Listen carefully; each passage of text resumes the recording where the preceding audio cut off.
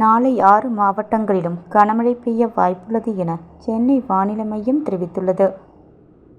இதுகுறித்து சென்னை வானிலை ஆய்வு மையம் வெளியிட்டுள்ள அறிக்கையில் கூறியிருப்பதாவது: கிழக்கு திசை காற்றின் வேக மாறுபாடு காரணமாக இன்று கடலோர தமிழகத்தில் அநேக இடங்களிலும், உள் தமிழகத்தில் ஒரு சில இடங்களிலும், புதுச்சேரி மற்றும் காரைக்கால் பகுதிகளிலும் இடி மின்னலுடன் கூடிய லேசானது முதல் மிதமான மழை பெய்யக்கூடும்.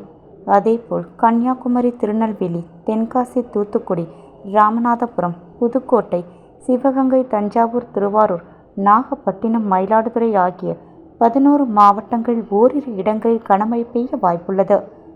கன்னியாகுமரி, திருநெல்வேலி, தென்காசி, தூத்துக்குடி, விருதுநகர் மற்றும் ராமநாதபுரம் ஆகிய 6 மாவட்டங்களில் நாளை ஓரிரு இடங்களில் கனமழை பெய்ய வாய்ப்புள்ளது.